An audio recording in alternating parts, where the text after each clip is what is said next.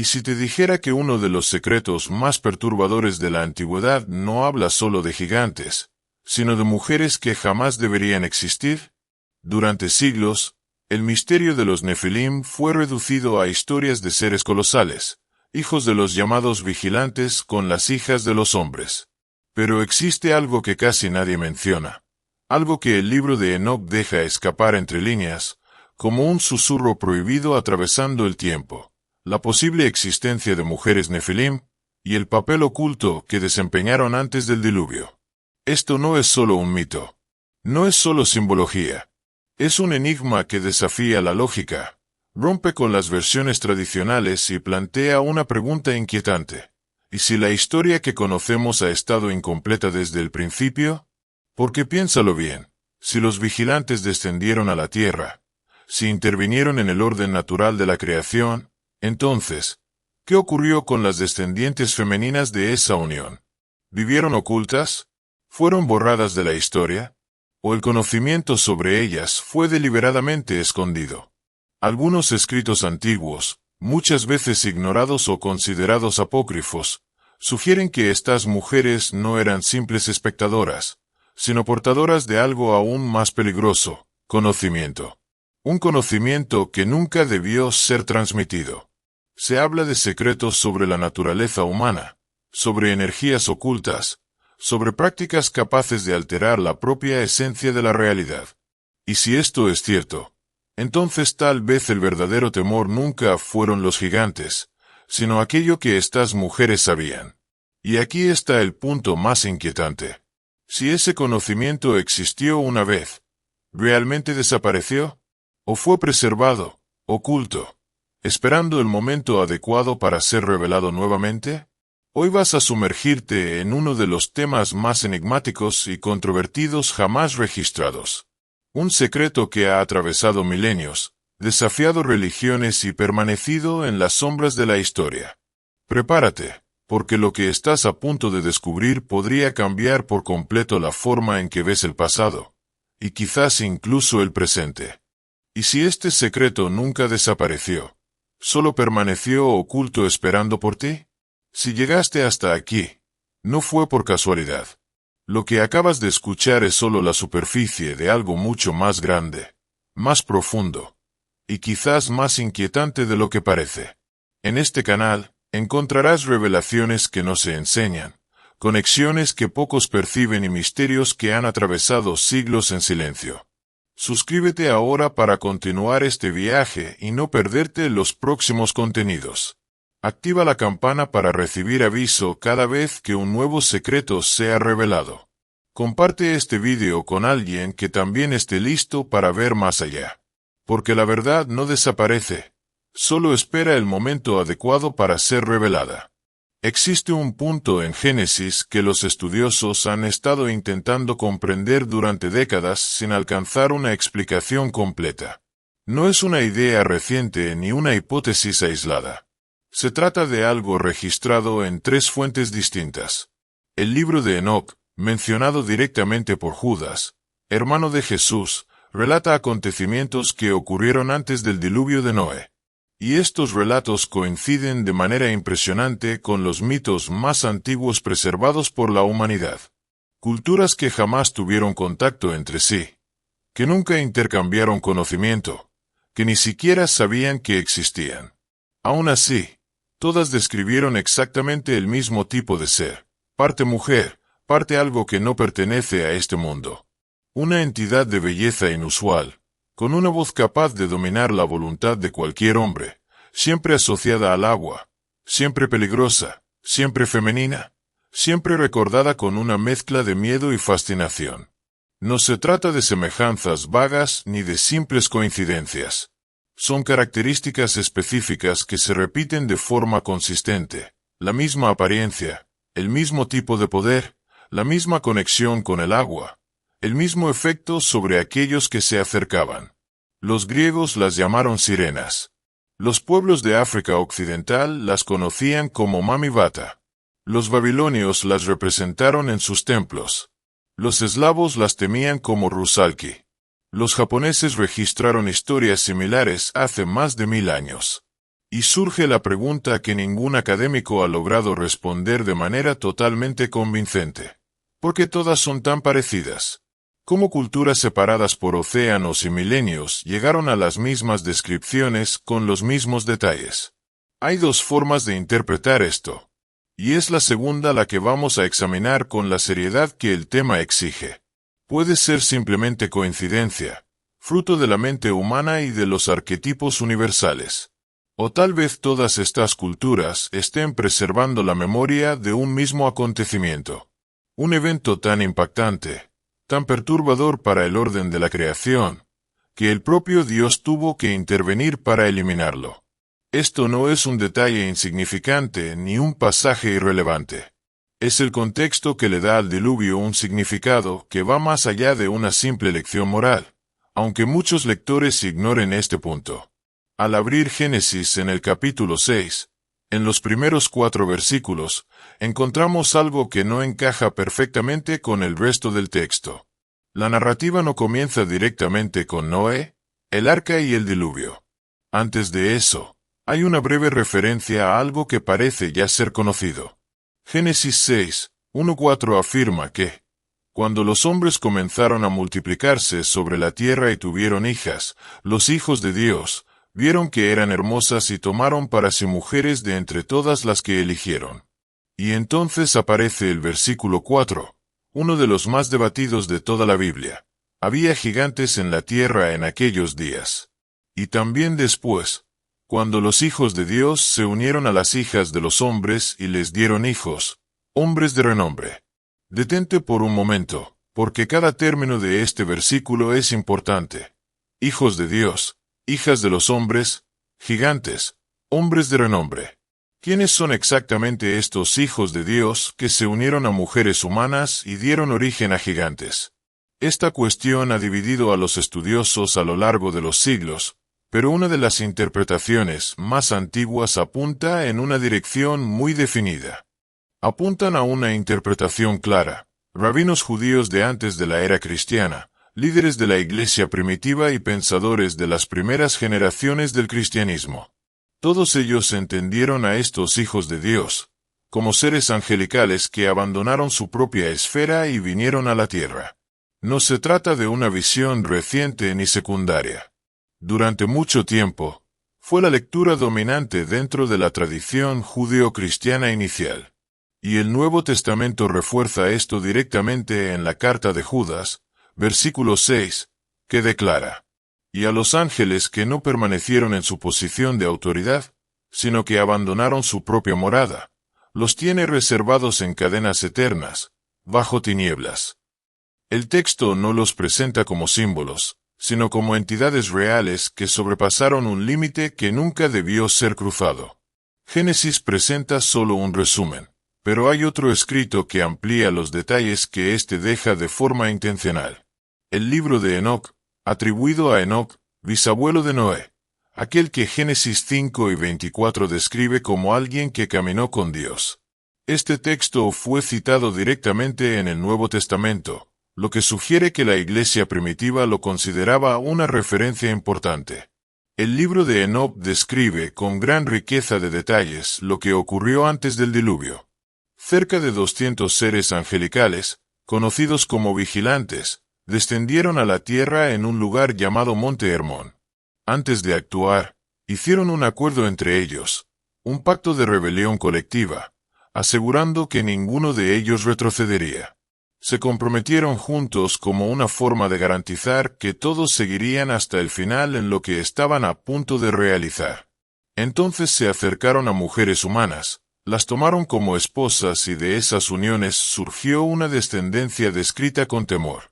Los hijos de los vigilantes con las mujeres humanas crecieron hasta alcanzar proporciones gigantescas y un poder más allá de lo natural. El libro de Enoc relata que estos gigantes consumieron todo aquello que la humanidad producía. Agotaron los recursos de la tierra. Cuando ya no había alimento, comenzaron a volverse contra los propios humanos, convirtiéndolos en sustento. Un pacto sin retorno. Una decisión colectiva que alteraría para siempre el curso de la historia y de toda la creación. La tierra se convirtió en un ambiente de violencia absoluta, de corrupción sin límites, de un terror jamás visto. Génesis 6:5 confirma esto con una frase que revela la magnitud de lo ocurrido. Y vio el Señor que la maldad del hombre era grande en la tierra, y que todo designio de los pensamientos de su corazón era de continuo solamente el mal.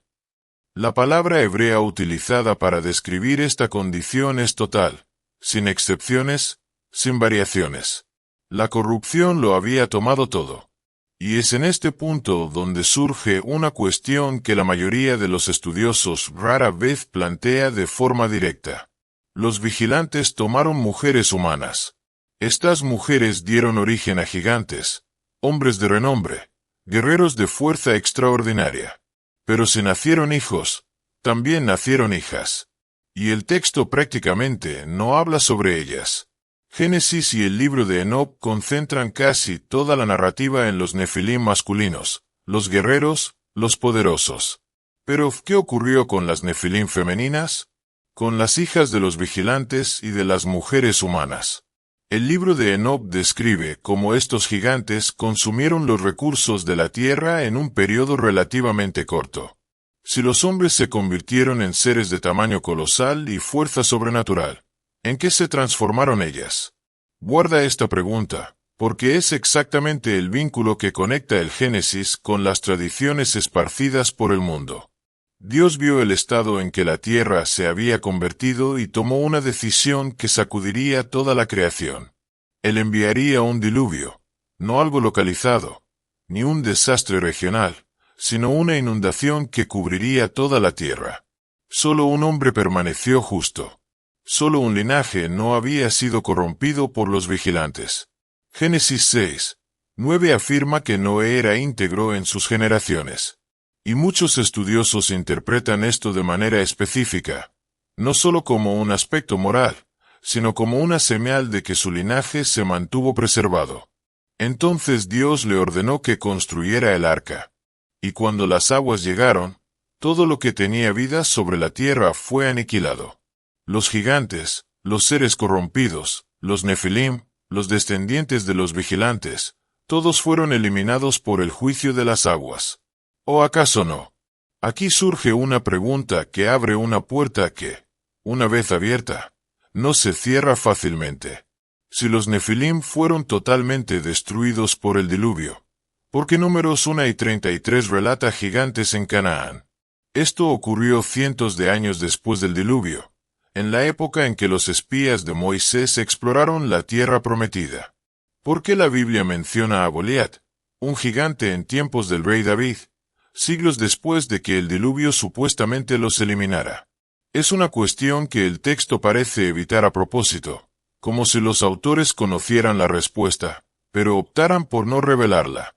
¿Y por qué cada civilización que surgió después del diluvio continuó transmitiendo historias sobre seres semihumanos? Algo sobrevivió, o algo fue recordado con tanta fuerza que atravesó océanos y generaciones sin perder su esencia. Hablemos ahora de las sirenas. Pero antes, deja de lado la imagen que el cine y los cuentos infantiles nos han dejado. La mayoría conoce a las sirenas por la mitología griega, por la Odisea de Homero y por el paso del barco de Odiseo. Él es advertido de que su ruta pasará cerca de una isla habitada por sirenas y que su canto no se compara con ninguna música humana. No es solo agradable, es sobrenatural. Todo marinero que lo escucha pierde el control de su propia voluntad y dirige el barco hacia el sonido. Los barcos se estrellan contra las rocas y los hombres mueren, no por violencia directa, sino por una atracción irresistible.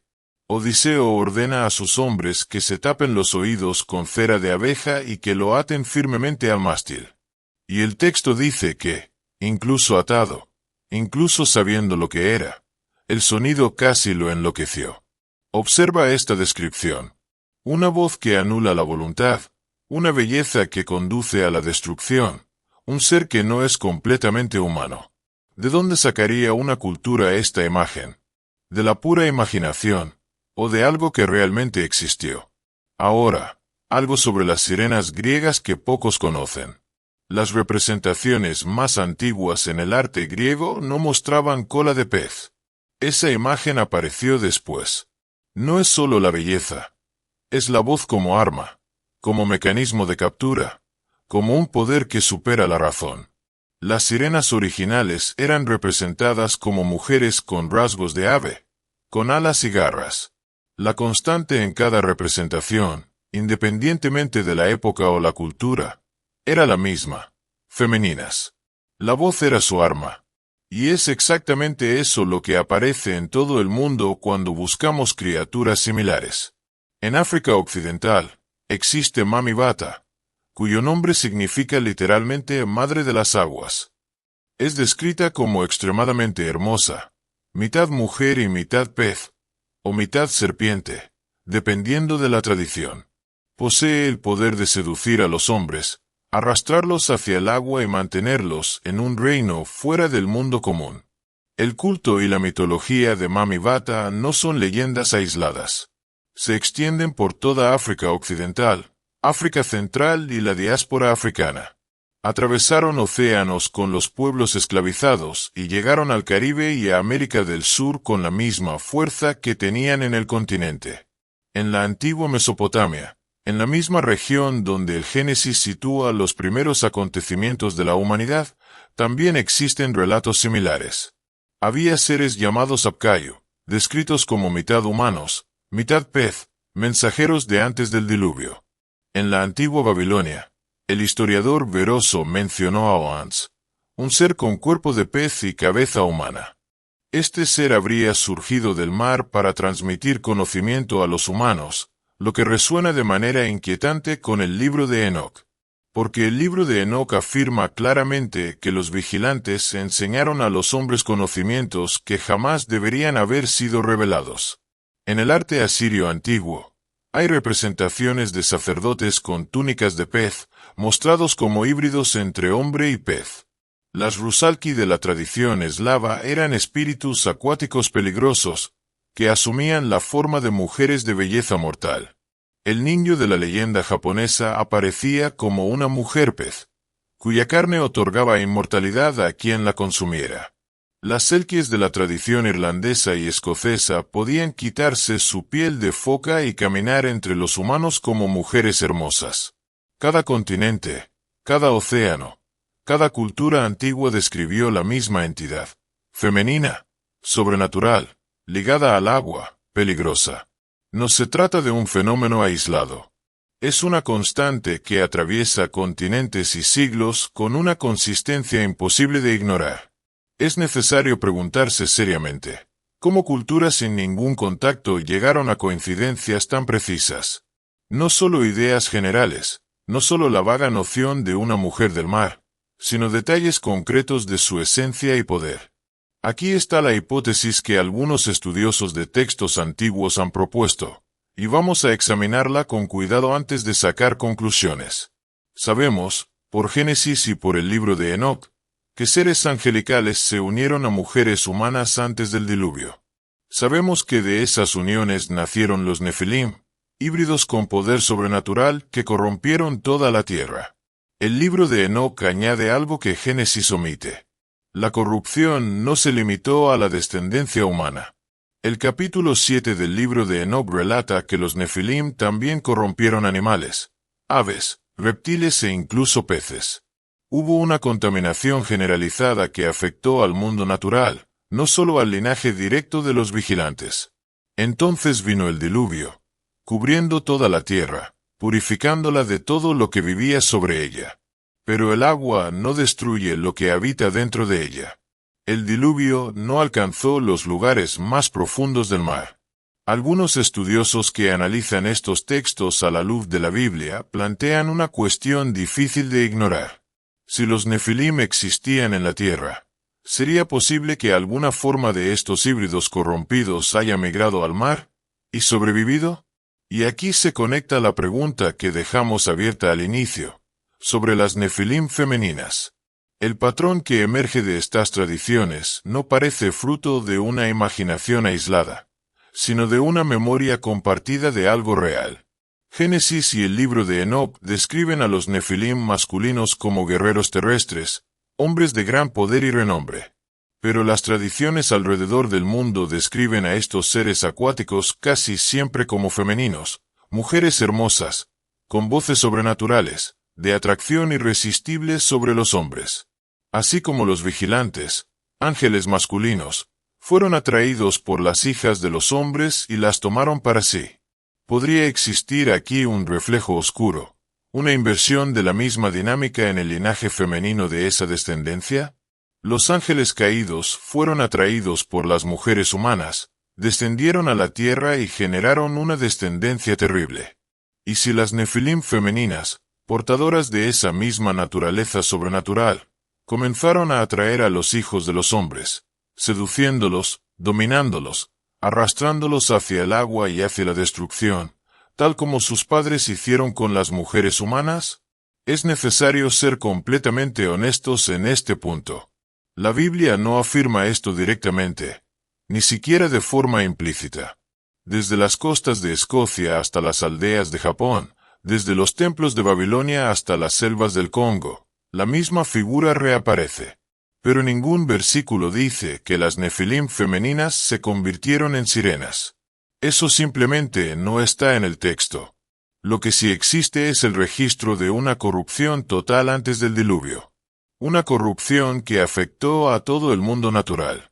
Y los vestigios de esa corrupción, ecos preservados en la memoria de los pueblos que sobrevivieron al diluvio, permanecen vivos en las mitologías. Existe una pieza adicional de este rompecabezas que surge directamente en la Biblia y suele ser ignorada. Isaías 1:21 e Isaías 34:14 contienen una palabra hebrea que ha confundido a los traductores durante siglos. La palabra es Lilith, en plural Liliot, y las traducciones varían radicalmente.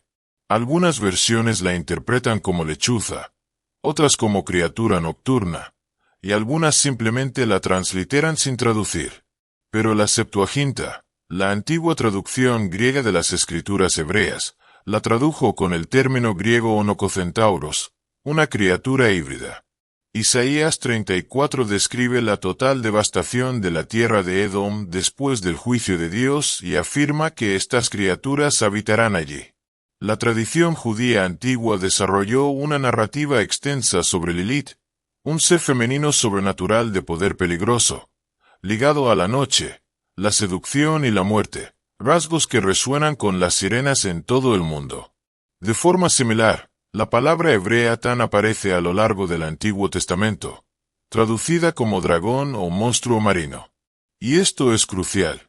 El juicio del diluvio alcanzó toda la tierra, pero el mar permaneció fuera del alcance de las aguas purificadoras. Job 41 presenta la descripción más detallada del Leviatán, un ser marino aterrador, invulnerable a cualquier arma humana, que exhala fuego y habita en las profundidades, descrito por Dios a Job como una realidad concreta. El mundo antiguo comprendía lo que habitaba los abismos marinos, algo que hemos perdido completamente. Los escritores bíblicos trataron esto con seriedad literal, no como metáfora. Uniendo todo, antes del diluvio, seres angelicales llamados vigilantes descendieron a la tierra y tuvieron descendencia con mujeres humanas. De esa unión nacieron los Nefilim, híbridos de poder sobrenatural que corrompieron el linaje humano y todo el mundo natural. La corrupción fue total, y Dios envió el diluvio para purificar la tierra. La simetría es inquietante. Los ángeles masculinos descendieron atraídos por las mujeres. ¿Y si las femeninas surgieron atraídas por los hombres? El diluvio cubrió la tierra, pero no el fondo del mar. Los recuerdos de lo que existió antes atravesaron el agua con los sobrevivientes. Cada civilización posterior preservó esas memorias en mitos, manteniendo la esencia. Seres semihumanos ligados al agua, de belleza sobrenatural, con voces capaces de anular la voluntad. Los griegos los llamaron sirenas. África Occidental los conoció como Mami Bata. Babilonia los esculpió en muros y portales. Japón los registró en textos antiguos. Irlanda y Escocia los narraron en noches frías junto al mar. Estas narrativas son demasiado específicas, demasiado consistentes, demasiado universales como para ser producto de una imaginación aislada. Son ecos de seres que alguna vez existieron, vestigios de un mundo prediluvio que Dios destruyó. La ausencia de una afirmación directa no significa falta de evidencia, y la acumulación de indicios es difícil de ignorar. Un mundo que la humanidad jamás olvidó por completo, resurgiendo en cada cultura bajo formas distintas, pero reconocibles. Aún hay una última pieza que conecta todo con el final de la historia, no solo con el comienzo. Apocalipsis 21. Uno dice algo que pocos lectores analizan. En la nueva creación, el mar ya no existía. De todos los elementos que podrían mencionarse, sin muerte, sin dolor, sin lágrimas, se destaca: el mar ya no existía. ¿Por qué eliminar el mar en la nueva creación? ¿Por qué mencionarlo entre las promesas del fin? Algunos teólogos ven en el mar un símbolo del caos y de la oscuridad sobrenatural. En el hebreo original, la palabra carga un peso intenso. El abismo, lo profundo, el lugar donde aún habitan cosas que Dios no ha juzgado completamente. Si el mar simboliza la corrupción prediluvio, eliminarlo en la nueva creación no es algo geográfico, sino el cierre definitivo de una puerta abierta desde Noé, desde los vigilantes, desde los Nefilim, sirenas, Mami Bata, Rusalki, ninjos, espíritus acuáticos de 100 culturas. Todo eso finalmente cerrado para siempre. El mar ya no existía, en ningún lugar, de ninguna forma. Los Nefilim siguen siendo uno de los mayores misterios de la Biblia. Cuanto más se profundiza, más se amplía el horizonte. Lo que Dios destruyó en el diluvio no fue solo una generación de seres corruptos, sino una versión completa del mundo. No es una metáfora poética. El texto detalla sus escamas, su aliento y su morada en las profundidades con precisión de testimonio ocular.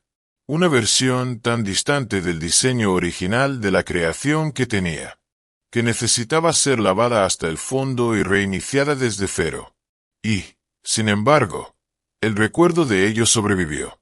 Transmitido de generación en generación, llevado a través de los océanos, contado en 1000 idiomas diferentes por 1000 pueblos distintos que nunca se conocieron y que todos llegaron a la misma descripción. Bellas, sobrenaturales, femeninas, conectadas al agua, irresistibles para los hombres que no podían resistir su llamado.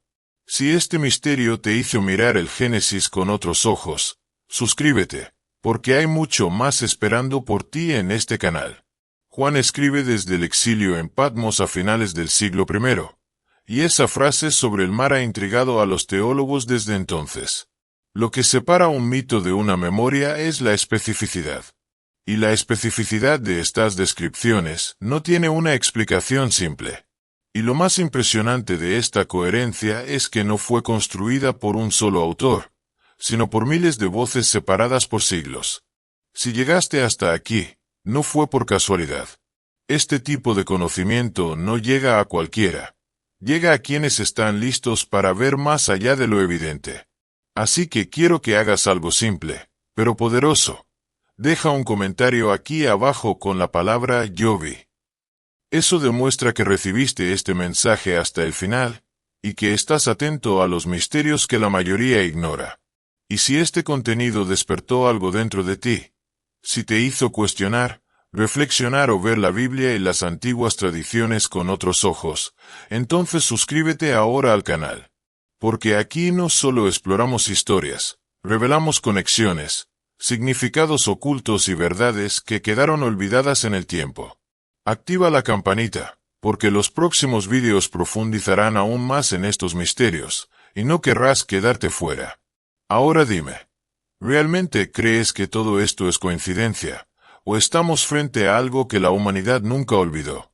Nos vemos en el próximo vídeo.